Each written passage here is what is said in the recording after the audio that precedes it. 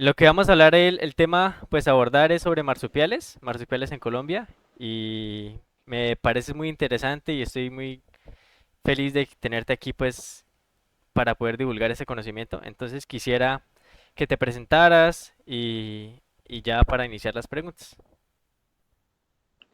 Bueno, listo. Soy Sergio Solari, soy profesor titular en la Universidad de Antioquia, en el Instituto de Biología específicamente. Soy director del grupo de mastozoología, pues, que investiga mamíferos aquí en la universidad. También manejamos en el grupo una colección biológica enfocada en mamíferos, obviamente. Yo vinculado a la Universidad de Antioquia 15 años. Soy originario de Perú. Llegué aquí pues porque se presentó una plaza literalmente con mi nombre, porque estaban buscando un mastozoólogo con énfasis en, pues, un especialista en mamíferos que quisiera que tuviera experiencia en grupos neotropicales, y básicamente eso era casi mi descripción de mi perfil académico. Entonces pues fue precisa la oportunidad. Entonces desde hace 15 años vengo trabajando acá. He tenido mucha fortuna de tener muy buenos colegas a mi lado, estudiantes en pregrado y en posgrado. He participado en comités con estudiantes aquí en la Universidad de Antioquia, en varias universidades en Colombia, en la Nacional, en la de Tolima, en la de Caldas, en Cauca, en Valle del Cauca, incluso uno en Risaralda, sí, en Risaralda tuvimos, eh, y sí, y en el extranjero también algunos en Perú, en México, una en Chile, un par en Bolivia, uno en Ecuador. Y pues sí, digamos, medio bien, no me quejo. Es que, me gusta mucho lo que hago, y obviamente lo disfruto cada vez que puedo compartir lo que hago con otros colegas. Súper, súper, Sergio, increíble tu trayectoria. Bueno, quiero que nos hables acerca de los marsupiales. Primero pues vamos a iniciar con las generalidades de este grupo y que nos digas pues cuáles son algunas características únicas que los distinguen de los otros mamíferos. El rango más distintivo de los marsupiales justamente viene, pues de ahí viene su nombre, que en muchas especies, no todas, pero en muchas especies la hembra presenta un marsupio, que es un pliegue de piel en la región abdominal donde llevan las crías. Y tiene que llevar las crías allí porque las crías nacen en un estadio de desarrollo muy incompleto, muy temprano, ¿no? Básicamente es como, Ujú. pues uno hace la similitud, es como que en una persona, ¿no es cierto?, los niños nacieran a los 2 meses, o sea, están incompletamente formados. Pero ese proceso de nacer así es vital porque la madre no puede completar, o sea, no tiene ni la fisiología ni la anatomía que le permita pasar los nutrientes a la cría para que ésta complete su desarrollo. Entonces tiene que completar el desarrollo por fuera del cuerpo de la madre, en este marsupio usualmente, o ya les voy a explicar, en esa región del cuerpo, donde están las glándulas mamarias. Entonces la madre desde ese momento ya puede alimentar a las crías con leche. Entonces, ese es el rasgo más particular que tienen ellos, ¿no? Esto es la reproducción. Y acoplado a eso también está el hecho que, como nacen antes, también le empiezan a dar de lactar desde el día uno. Entonces, la cría tiene que empezar a tomar leche desde ese momento en que nace, inmediatamente, lo más pronto posible. Entonces, aunque esta cría no está completamente formada, tiene por lo menos el aparato digestivo, la boca bien desarrollada, la vía respiratoria completa. Entonces, el animal puede respirar, porque está en el medio externo ya completamente, respirando aire como cualquiera, como cualquier otro mamífero, y Ujú. alimentándose leche permanentemente al mismo tiempo. Entonces la hembra tiene que ser capaz de darle lactar como desde este momento. Entonces, aunque el periodo de preñez es corto, el periodo de lactancia como que compensa un poco, ¿no es cierto?, ese periodo. Como una comparación, por ejemplo, ¿no? Pues en nosotros, por ejemplo, en la mayoría de mamíferos, ¿cierto? Lo que conocemos es que la cría, por ejemplo, nace después de unos 3 meses, le han de lactar otros 2 meses y ya, listo. Sí. Lo destetan, o sea, deja alimentarse y ya básicamente te empieza a alimentarse por sí mismo hasta completar, hasta llegar a la madurez sexual y ser un adulto. En marsupiales el periodo es muy cortito, a veces es prácticamente 2, 3 semanas que está en el embrión. Nace muy incompleto y la hembra tiene que darle lactar por más o menos entre 4 y 5 meses. Entonces, básicamente si uno suma todo, los dos han estado 6 meses dependiendo de la madre. Lo que pasa es que uno ha estado 3 meses dentro, 3 meses fuera lactando, el otro ha estado medio mes fuera, 5 meses lactando afuera, Ujú. Entonces ahí como que se compensa ese desarrollo, ¿no? Pues anatómicamente también tienen el sistema reproductor es totalmente separado, o sea, hay mitad izquierda, mitad derecha, lo que asegura que las crías puedan desarrollarse a tiempos distintos, que la fecundación sea en momentos distintos. Tiene varias particularidades, realmente pues, son cosas muy técnicas, pero en general lo de la reproducción es lo más característico. Y otra cosa particular que tienen es que, por lo menos en los grupos que hay en el neotrópico, son los grupos de mamíferos que tienen el número más alto de dientes distintos. O sea, una zarigüeya puede tener hasta 50 dientes que incluye incisivos, caninos, premolares y molares. Otros mamíferos que suelen tener tantos dientes son dientes todos idénticos. Por ejemplo, los armadillos, todos los dientes son iguales. Mm. Los delfines, todos los dientes son iguales. Entonces, no es que tengan caninos, incisivos, uno no puede distinguir eso. Entonces, eso es una distinción muy particular, ¿no? Y también, pues por último, ecológicamente han diversificado de una manera tal que ocupan básicamente casi los mismos nichos que los otros mamíferos, que los placentarios. Mm. Entonces, pues no hay tanta variedad aquí en el neotrópico, pero sí mucha, por ejemplo, lo que se ve en Australia. Súper. ¿Y estos distinción de dientes tiene pues es algo en específico, alguna función o por qué, pues a diferencia de los otros, tiene tanta distinción de dientes? Eh, Posiblemente lo que se especula, no hay ninguna certeza, pero se especula que es justamente por ese tipo de desarrollo que tiene, ¿no? Que nacen muy pequeñitos y entonces dependiendo de la velocidad de desarrollo, los dientes tienen que salir, necesita, como decir, una batería de dientes suficientemente completa y diversa que le permita alimentarse de lo que deba alimentarse mientras está creciendo. O sea, una vez que se independiza, que deja alimentarse de leche, tiene que empezar a comer como si fuera un adulto casi. Entonces, depende de qué tan rápido quiera crecer, si ya tiene todos los dientes completos, ya puede alimentarse casi como si fuera un adulto. Pero obviamente, como no tiene el tamaño de un adulto, entonces va compensando y esa variedad en el número de dientes puede ser una razón o puede ser, digamos, el detalle que le permite aprovechar al máximo ese factor. O sea, mejor dicho, los individuos pueden acelerar un poco su crecimiento corporal en la medida que esta variedad de dientes se lo permite. Si solo tuvieran un tipo de dientes específico, muy pocos, digamos, mientras que salen esos dientes, pues no podría crecer tan rápido, entonces estaría muy limitado por las condiciones ambientales. Y lo que se conoce en términos evolutivos es que este tipo de reproducción de los marsupiales es una ventaja adaptativa en momentos de una alta inestabilidad ambiental. Entonces, para la hembra resultaba más fácil que la cría naciera y enseñarle a la cría a mantenerse independiente que llevarla todo el tiempo con el riesgo que muriera la cría y la madre. Ah, súper interesante, eso no lo sabía. Muy chévere.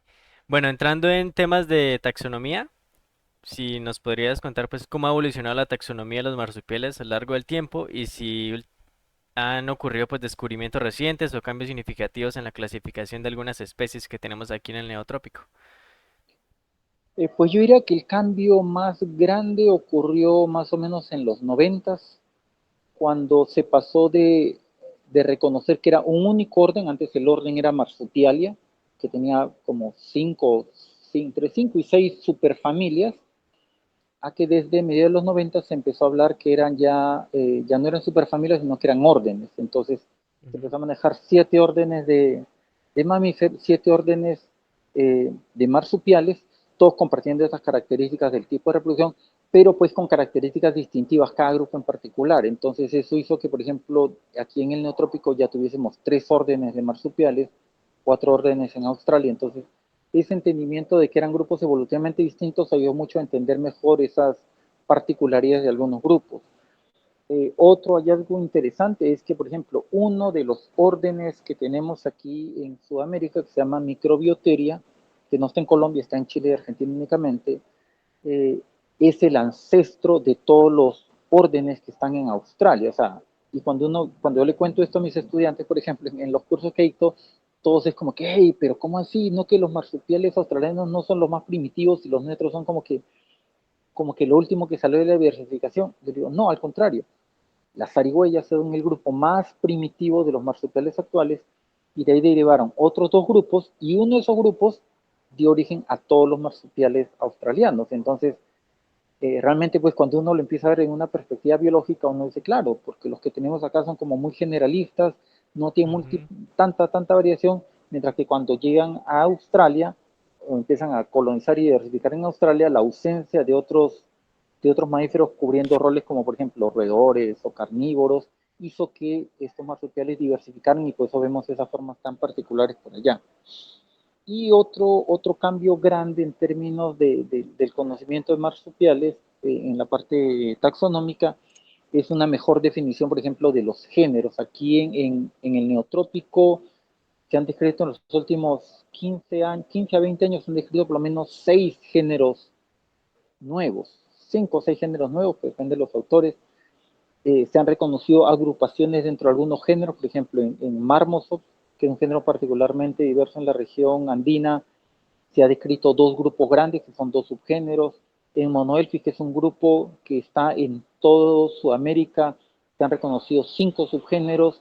En Marmoset, que es otro grupo muy particular, se han agrupado y ahora se considera que son 5 subgéneros. Eso ayuda como que a entender mejor las particularidades del proceso de diversificación de estas especies. Obviamente nos ha llevado a que sea un poco más complicada la comunicación porque pues, si es que uno utiliza la terminología más reciente, a veces uno dice, uy, pero esa especie no la conocía.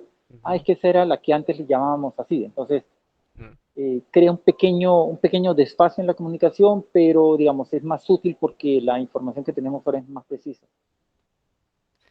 Súper, súper, muy interesante. Bueno, siguiendo pues con esto que nos estás contando, ¿nos puedes decir pues cómo pues influye esta clasificación taxonómica en la conservación de la especie? Sí, básicamente cuando uno tiene una mejor delimitación de estas unidades de las especies, uno puede delimitarlas claramente en términos geográficos. O sea, uno puede decir, de Ujú. esta especie en particular, que antes se consideraba como parte de este grupo más grande, ahora sabemos que solamente está, digamos, en los llanos. Y al saber que solamente está en los llanos, podemos focalizar esfuerzos de conocimiento, de estudio, de conservación, e incluso desde una perspectiva propia de conservación como tal, uno puede identificar qué factores de riesgo tienen las poblaciones en los llanos, que sí serían serias, porque si la especie solo está en los llanos, básicamente si ese riesgo es permanente y se sigue manteniendo, básicamente va a afectar a la totalidad de la especie.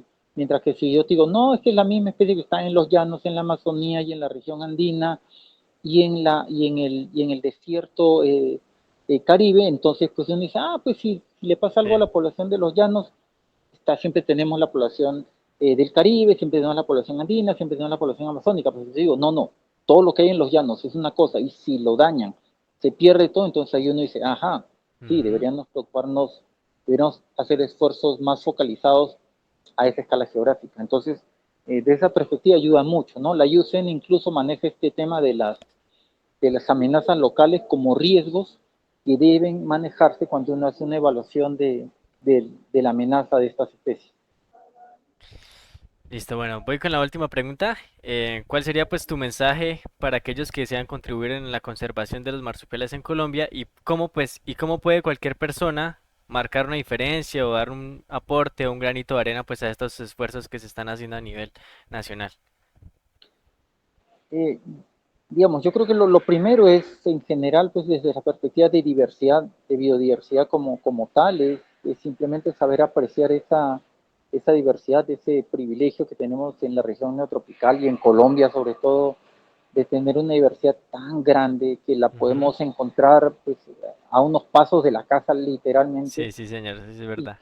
digamos, registrarlo, o sea, comentar y decirles, hey, miren, ¿saben qué cosa vi? Vi este pajarito, vi este animalito, y si puedo, pues ahora que todos tenemos estos dispositivos inteligentes, una foto y hacer registro de esos animales y comentarlo con otras personas. O sea, hay foros en los cuales esta información puede subirse, pues, programas de ciencia ciudadana que le llaman, donde uno puede contribuir con la distribución de la especie y a veces hay sorpresas grandísimas. Nosotros aquí, por ejemplo, tenemos registros de especies que eran aparentemente raras aquí en Prado, tenemos apenas aquí en Santa Elena, en Envigado hay una riqueza de especies que uno no se esperaría, pues dice es que Envigado es pura industria, es pura carretera, es pura Ujú. contaminación. No, no, todavía hay sitios en los cuales se encuentran esas especies. Claro, uno podría pensar maliciosamente y decir, ah, pero ¿para qué damos tanta información? Si la gente que quiere hacer daño decir, ah, vamos a matar una zarigüeya porque he visto que hay una en este colegio.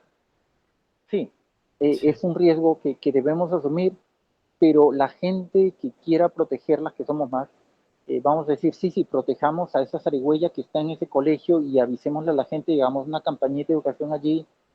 Y sí, sí está funcionando. O sea, actualmente hay muchos grupos que trabajan con protección y con difusión del conocimiento sobre la biodiversidad a escala local, a escala de ciudades incluso, y se hacen esos esfuerzos. Es costoso, no, nada es gratis en esta vida, pero digamos como que la gente aprecia eso, la gente ha aprendido que hay gente que las está estudiando y que intenta hacer algo bueno con ello, que no está buscando un bienestar económico, ni renombre, ni nada, simplemente quiere que esos animalitos sean compartiendo el lugar con nosotros, pues como siempre ha sido, ¿no? Y eso la gente lo entiende. Sí, señor. Aquí en Casanare, específicamente, pues aquí en Agua Azul y en Yopal, hay muchas personas que tienen pues gallinas y eso, y antes, respecto a ahora, se mataban, como decían, bueno, los comúnmente los faras que se comen los pollos, las gallinas y los mataban. Ahora ya he visto varios casos de que las personas buscan a estas, a otras que ya sepan como más del manejo y pues como que ya buscan salvar la integridad del animalito. Ya no es como antes que solo era matar, matar, matar por salvar los pollos. Ahora ya hay estrategias de conservación, por decirlo así, que se están dando pues empíricamente. Y eso pues nos alegra mucho a todas las personas que estamos pues en pro de la conservación de la biodiversidad nacional, ¿sí?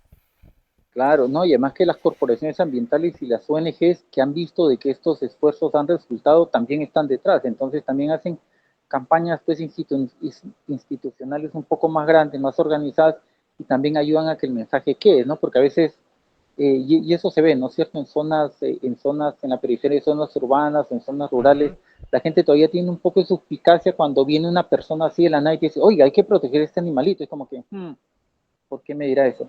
Pero si Ujú. te lo comenta la corporación ambiental o una organización, ya uno dice, uy, no, ve, sí, sí, me vino a decir algo que ya había escuchado antes, pero esta persona que vino me lo comentó, me lo explicó bien y me dijo que sí, que esto es malo y me explicó por qué es malo y se tomó su tiempo y nos dejó unos cartelitos. Entonces uno dice, sí, sí, sí vale la pena y lo va comunicando. Listo, ya entrando pues en la parte final, quisieras que nos contaran pues alguna experiencia que has tenido con los marsupiales en campo, algo curioso que nos quieras contar o algo que te haya pasado, pues sería interesante como conocer más allá y conocer a partir de tus experiencias que has vivido. Pues yo me considero muy afortunado por ese lado. O sea, he tenido la oportunidad de trabajar con marsupiales, de hacer la tesis de maestría y de doctorado con marsupiales, estudiando sistemática de marsupiales. Pues yo cuando empecé con eso, yo la verdad lo veía como un sueño muy lejano y sí, o sea, he tenido muy buena fortuna. Eh, Tuve una experiencia muy interesante porque en una ocasión estábamos trabajando en una zona, digamos, una zona donde se estaba haciendo un impacto por explotación de gas natural en Perú, cuando todavía estaba viviendo en Perú. Estamos haciendo una evaluación de la biodiversidad y junto con un compañero salimos de la noche a buscar murciélagos, a buscar otros animalitos y de repente vemos en un árbol unos animalitos bastante raros, pues unas zarigüeyitas, unas marmositas, ¿no? Unas de estas chuchitas pequeñas, Ujú. y las vemos por ahí caminando, y nosotros, uy, ve, pero están muy a la mano, ¿será que las podemos capturar? No sé de dónde sacamos tanta habilidad, la verdad yo no era tan bueno, pero capturamos los 4 individuos. Resulta que los 4 individuos representaban una especie que no se había vuelto a ver hacía más de 50 años. Mm. O sea, básicamente, y eso dio origen a un artículo sobre el redescubrimiento de la especie, la validación de que la especie era realmente algo distinta, porque pues, teníamos más ejemplares para probar que efectivamente era real, se conocía solo de un ejemplar, como te decía, colectado pues en 1950, nosotros lo colectamos a fines de los 90 casi, Sí. pudimos hacer la publicación y a partir de eso más gente que la veía la pudo registrar y la distribución se ha actualizado mucho, ahora tenemos un mejor conocimiento de ella, la hemos incorporado en estudios evolutivos, taxonómicos y entonces ahora conocemos mucho más sobre su biología, o sea, ha dado un salto grandísimo desde que pudimos publicar esa información, entonces una cosa que uno dice, ve, sí, uno hizo algo que sí sirvió, ¿no? Y básicamente esta experiencia pues me llevó a que también haga parte por ejemplo, el grupo de especialistas en marsupiales de UCN, grupos para estudios de marsupiales aquí en Colombia, entonces poder participar en eso, poder motivar estudiantes y mucha gente que participa en eso, yo creo que es una recompensa muy, muy grande y que persiste. Increíble, a veces uno dice como que la vida tiene cosas grandes para uno, ¿no? ¿Y nos puedes decir Claro. cuál es el nombre de esta especie, por favor? Se llama Marmosa andersoni. Anderson, listo. Bueno, ¿algún mensaje ya de despedida? Agradezco mucho pues tus palabras, tu tiempo, algún mensaje que nos quieras decir a la comunidad nitropista, a nosotros estudiantes de biología, algo pues que quieras decirnos a toda la universidad. Pues muchachos, a ver, ustedes, los que están ahí en biología, tienen esa oportunidad de hacer parte de los creadores de conocimiento nuevo. O sea, una de las cosas que más me fascina de haber estudiado biología es eso, ¿no es cierto? Alguna vez alguien me preguntó, alguien Sí. que no tenía nada de conciencia, un amigo de la familia, me preguntó, ¿y tú por qué estudias biología? O sea, ¿por qué te gastas tanto tiempo yendo a campo, así donde te van a picar los mosquitos, donde no hay agua, donde la comida es mala? Porque yo decía, que haciendo eso yo estoy seguro que yo puedo encontrar cosas que nadie más ha visto. No Ujú. porque yo sea bueno, sino porque las cosas están allí y somos pocos los que a través de la biología podemos aprender cómo mirar esas cosas de manera distinta. Y yo creo que esa es una recompensa grandísima. O sea, si a uno le mantiene viva la curiosidad y las ganas de seguir aprendiendo y de dedicarse a esto, ¿no? Que no es fácil, no es una carrera sencilla porque requiere mucho esfuerzo. Cuando uno lo ve con esa recompensa, uno dice, no, no, qué bueno que estudié biología y qué bueno que aprendí hoy día. Porque esto es cierto. Vale, Sergio, muchas gracias por tu tiempo, agradezco este espacio, esa información que nos diste es valiosa y son cosas que yo no sabía y que hoy aprendí algo nuevo. Agradezco mucho tu presencia aquí en este mini podcast. Bueno, Cristian, con mucho gusto y la verdad me alegra bastante que tanto tú como Gabriel pues, me hayan hecho esta invitación y yo muy gustoso de participar con ustedes y ver que tienen ese entusiasmo. Muchas felicidades y que les vaya bien por este camino larguito de la biología. Vale, muchas gracias. Buena vida, Sergio. Que te vaya muy bien. Hasta luego. Hasta luego.